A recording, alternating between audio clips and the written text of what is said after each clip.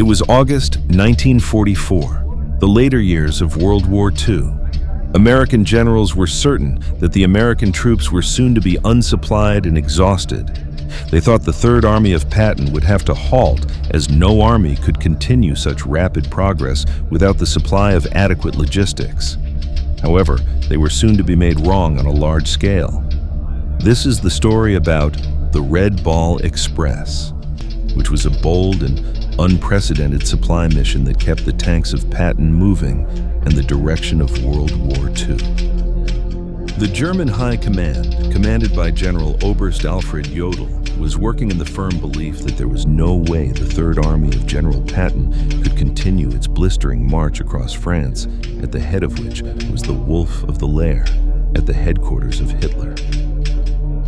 The intelligence reports and their own figures made them believe that the supply lines of the American army were so far that any army could not sustain it. The logistical chain was now expanded to 400 miles long, stretching all the way to the beaches of Normandy to the front lines of the East. This distance seemed to the German generals impassable, and they were sure the burden of demand of supplies must soon hold the Allied momentum. They did not make themselves confident through arrogance, but through years of military experience. Traditionally, the strategy of the war stressed over decades that in the age of mechanization, resupply was the only reliable and dependable way of fighting a war. After the fuel and ammunition ran out, movement and firepower would soon become impaired. This was the principle of the German command ever since the initial days of the Blitzkrieg warfare, and it felt that even the most aggressive offensives would be ineffective in case lines of communication collapsed. The idea that the Americans, with such a rapid step being taken, should be able to overcome these fundamental laws of war appeared incredible. In addition, the bitter experience of the High Command to the Eastern Front also influenced the judgment of the High Command. German armored divisions had penetrated deep into hostile territory in Russia, only to be stuck when winter, distance, and logistics worked against them. What was formerly the most feared military machine in Europe had been paralyzed by supply shortages. It was in memory of those misfortunes that Jodl and his staff could not imagine that the troops of Patton could do better under the same conditions. A detailed analysis of the logistical problems of the forces of General George S. Patton in their campaign in France were made by General Major Siegfried Westphal, who served as a staff officer with the forces of Field Marshal Erwin Rommel. Westphal considered the magnitude of operations needed to maintain the ready state of the 12 divisions of Patton and found that the burden was way above the resources available to sustain them. By his estimation, the task of supplying almost 12,000 tons of supplies on a daily basis could not be achieved under the existing circumstances at all. The supply lines were already strained, transport capacity was low, and months of intense fighting had destroyed the supply lines, thereby making it impossible to sustain such a massive logistical flow. When Westphal made his assessment, he also used the overall assessments of the German army of the French transportation system, which had been much damaged by the war. The condition of roads and bridges in France was also in a bad condition because of Allied bombings, as well as their destruction by Germans as they retreated. These infrastructure shortcomings were a great impediment to the fast and efficient transportation of supplies. The German study also included the anticipated mechanical breakdown of the American trucks fleet by estimating that about 35% would malfunction every day due to overutilization, geography, and lack of maintenance. Putting all these problems together, Westphal reached the conclusion that the supply situation of the Army of Patton was among the most important constraints on the progress of the Allied forces, and how logistics, and not strategy or manpower, frequently decided whether or not to pursue military action. But there was something that the Germans did not realize, that thousands of American trucks were already heading east in a non-stop convoy. On August 25, 1944, Lieutenant Colonel Loren Ayres and Colonel Charles O. Thrasher convened at a requisition chateau in France outside Les to plan one of the bravest logistical achievements of World War II, the Red Ball Express. This task necessitated complex planning through a 24-hour-long operation, which led to the development of a priority convoy system that was solely used to move supply to the east side as fast as possible. The object was plain: to bring as much material to the front as possible as quickly as the Germans, who were retiring so fast, could conceive. The Red Ball Express convoys followed special one-way routes designated by red balls, with traffic movement and priority ensured by the military police, sometimes to the point of redirecting traffic to a halt.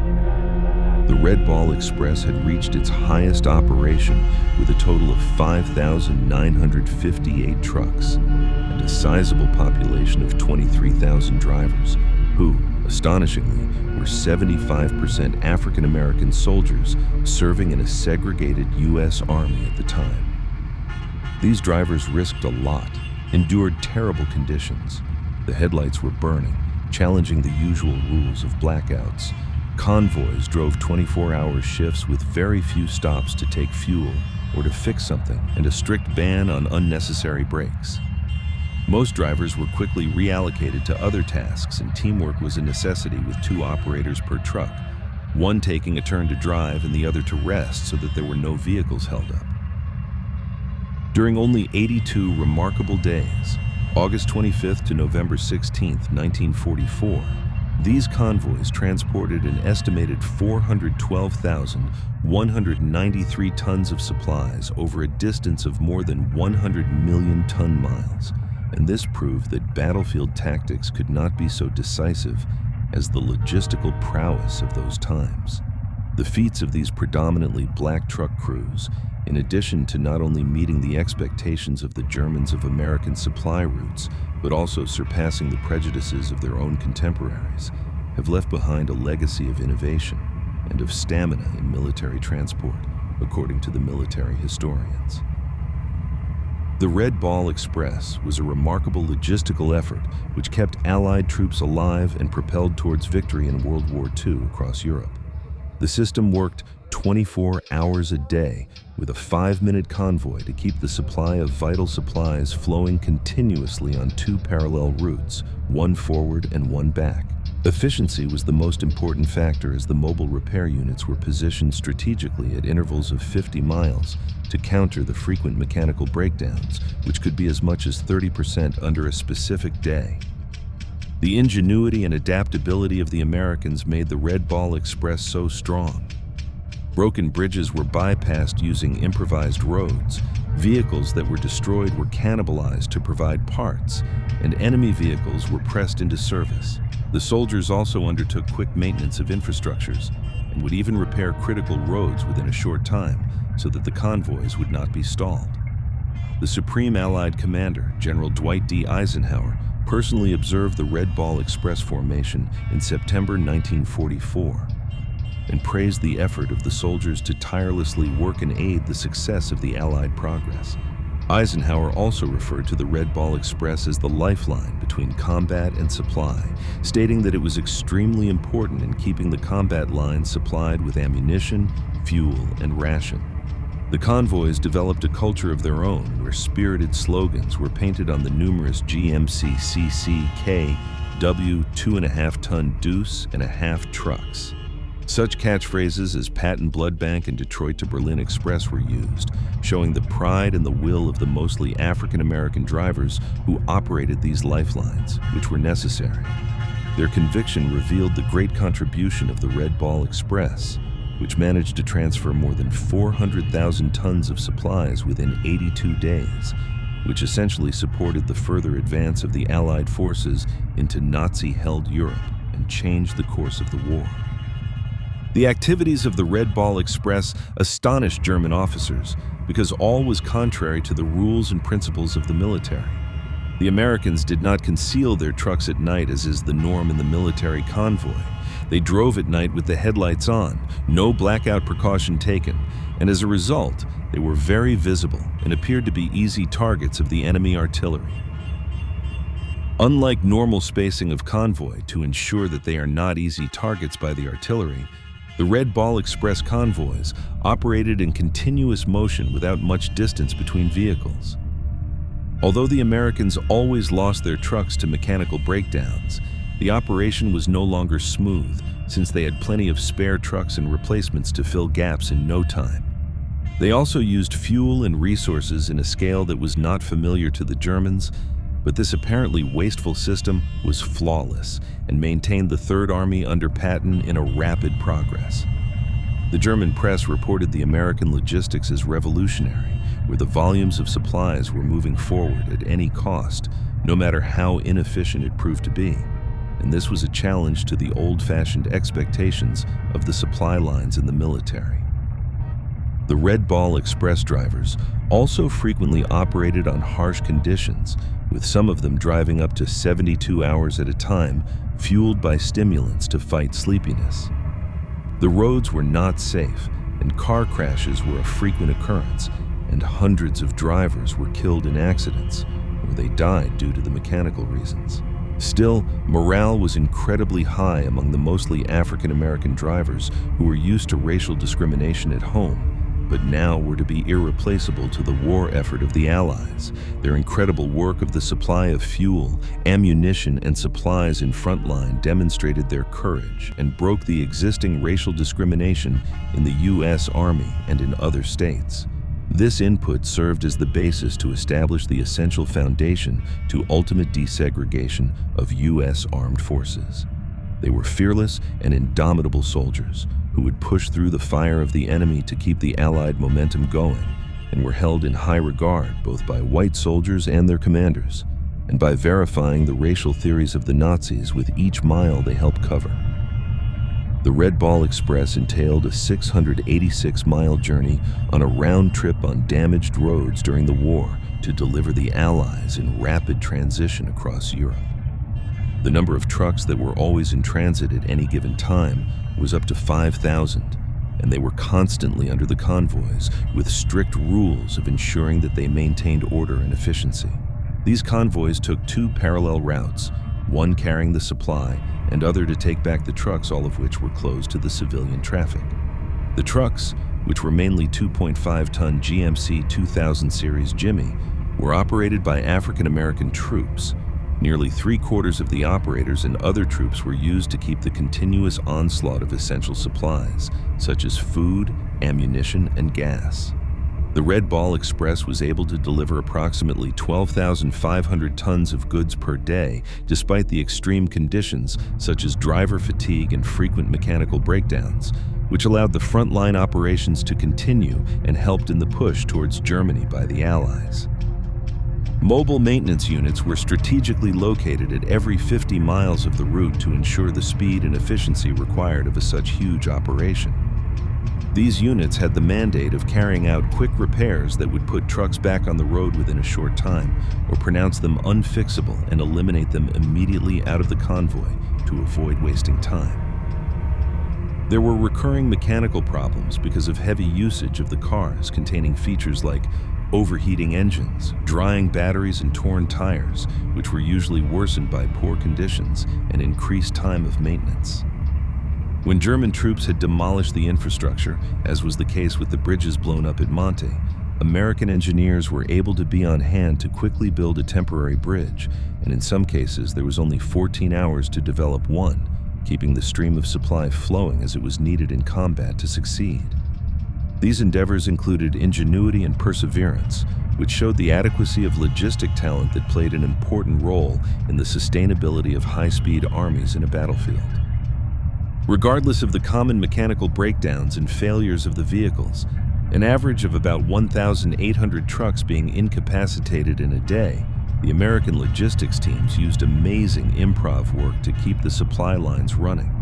They cleverly worked out bypasses to get around overcrowded or damaged traffic, had overrun German cars repainted to fit in, and increased the fleet of operation to almost 7,000 trucks at the height of the Red Ball Express operations. This enormous system of convoy went on well into the freezing winter of 1944 to 1945, when it survived freezing rain and deep snow. Being able to overcome the expectations of the Germans, who thought that it would not be possible to transport anything in a wheeled conveyance below -10 degrees Celsius, the Red Ball Express trucks rolled on and on, maintaining a constant supply line that was critical to the Allied progress. In the Battle of the Bulge, the German Wehrmacht attempted an ambitious operation known as Operation Griffin, also called Operation Greif, in which they attempted to emulate the accomplishments of the Red Ball Express by stealing Allied trucks and then causing havoc to their supply lines. German soldiers wearing American uniforms and driving stolen cars were trying to confuse and copy the American system of logistics.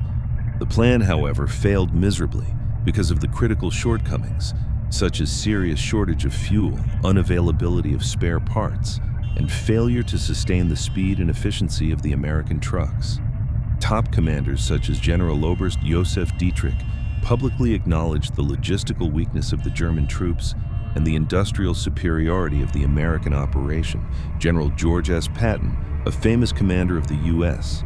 during World War II Third Army, credited the victory of the Allies in France not to the combat soldiers alone, but also to a large degree, the Red Ball Express truck drivers. These African-American predominantly drivers were crucial to sustaining the fast-moving American armies, since they maintained a steady supply chain of food, ammunition, and fuel supply source between the frontline troops and the Normandy beaches. The importance of the magnitude and effectiveness of the American industrial potential was highlighted by Lieutenant General John C. H. Lee, the logistics leader of the European Theater of Operations, when he commented upon how the United States could absorb casualties and inefficiencies that would have paralyzed other armies. The Red Ball Express, whose idea was developed in a 36-hour planning session, was in operation between August 25th and November 16th, 1944, and sustained an almost continuous convoy system that ensured that the troops of General Patton were fueled and ready to move at high speed across France and into Germany. The Red Ball Express at its highest point employed close to 6,000 vehicles per day, transporting more than 412,000 tons of essential supplies within 82 days. Overall, approximately 23,000 truck drivers were engaged, and approximately three-quarters of them were African Americans, a statistic that indicated the racially segregated composition of the U.S. Army during that period. It took nearly 300,000 gallons of fuel each day to move its trucks, a great logistical undertaking with strict timetables that granted a few breaks in the long and uninterrupted convoy.